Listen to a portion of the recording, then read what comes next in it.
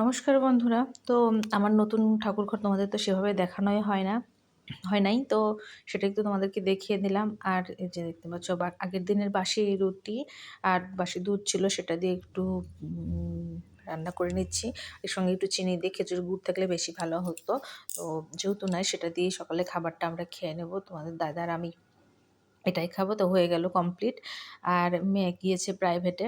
ও সকালবেলা ডিম, বিস্কিট খেয়ে গিয়েছে আর এটাই আমরা দুজনে মিলে খাবো। তো উম তো টিমে সকলকে স্বাগতম। তোমরা সবাই কেমন আছো? আমি কিন্তু তোমাদের আশীর্বাদ ঠাকুরের কৃপায় ভালো আছি। চলে আসলাম। তো ভিডিও তো দেখতেই পারলো অনেকটা শুরু হয়ে গিয়েছে। সকালবেলা কাজ-টাজ সবকিছু কমপ্লিট। আমার স্নান করা, পূজা করা সবই কমপ্লিট হয়ে গেছে। সেটা তো সবই দেখলাই। আর এবার রান্না করব হচ্ছে গিয়ে দুপুরে রান্না করতেছি গাজর, আলু, সিম আর ফুলকপি দিয়ে এক রকমের ভাজি করব। আর আর রান্না করব ওদের জন্য তো মুরগির মাংস রান্না করাই আছে। আর আমার জন্য একটু আলু সেদ্ধ দিয়েছি। সেই আলু সেদ্ধ করে তরকারি করব। আর এই যে গতকালের যে শাকটা ছিল সেই শাকটা ভাজি করতে হবে। আর মসলার এই যে কোটাতে দেখতে পাচ্ছ মসলা, সব মসলায় প্রায় বাড়ন্ত। এগুলো আবার সব ঢালতে হবে। উম তো সেগুলো ঢালবো এখন মানে সময় ঠান্ডার মধ্যে মানে যতটুক কাজ মধ্যে চটপট করে করতে পারলেই বাঁচি, এরকম একটা পরিস্থিতি। এত ঠান্ডা লাগতেছে আমার। এমন ঠান্ডা লাগে না, এবার কেমন যেন একটু বেশিই ঠান্ডা লাগতেছে। সকালবেলা স্নান করার জন্য অনেক কষ্টসাধ্য ব্যাপার হয়ে যাচ্ছে। আর গরম জল স্নান করতে মানে প্রতিদিন তো কিছু না কিছু কাপড় থাকে। সেই কাপড়গুলাকে হচ্ছে স্নান করতে, করতে গরম জল হয়ে যাচ্ছে ঠান্ডা।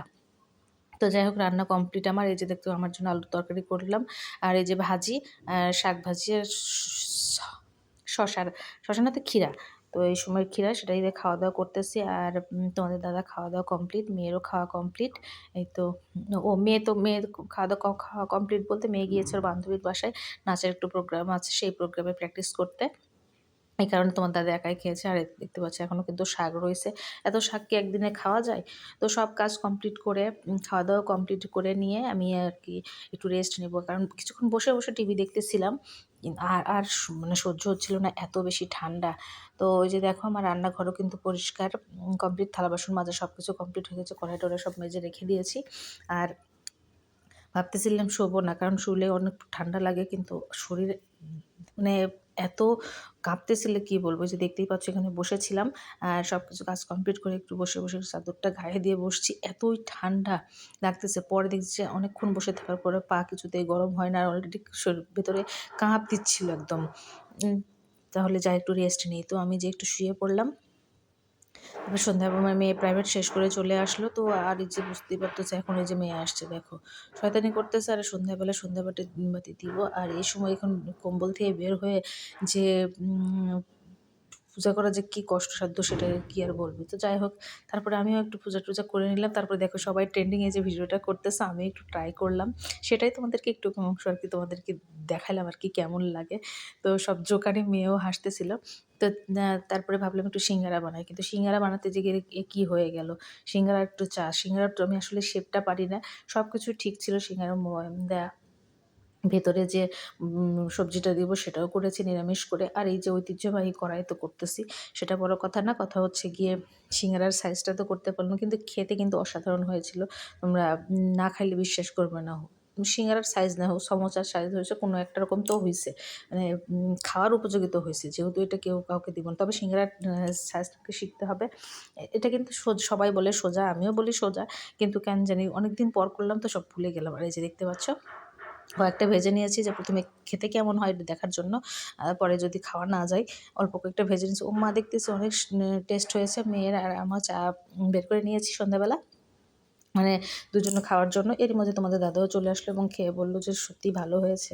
তো আমি আবার কিন্তু গেলাম আবার ভাজতে। আবার কিছু একটু পরে কয়েকটা ভাজলাম।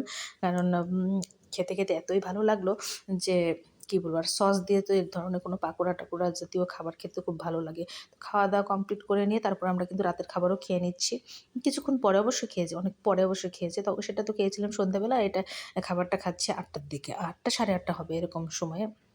আর কি খাচ্ছি।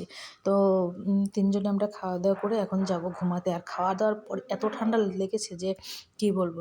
ভীষণ ঠান্ডা লেগেছে। আর এদিকে তোমার দাদা শুয়ে পড়েছে, আমিও শুয়ে পড়বো। তো মেয়েকে বলতেছিলাম ওই পাশে লাইট-টাইট জ্বলছে, রান্নাঘরে লাইট দেওয়া আছে কিনা, মানে বন্ধ আছে কিনা। যে আমি ভিডিও করতেছি এই সময় দিল মেয়ে লাইটটা অফ করে। তারপরে যে শয়তানি করতেছে আমি বললাম যাওয়ার জন্য। তো এই তো ছিল বন্ধুরা সারাদিনের ভিডিওটা। ভিডিওটা ভালো লাগলে অবশ্যই লাইক, কমেন্ট করে দিও। আর এ তো অল টাইম শয়তানির উপরই থাকে আমার মেয়ে।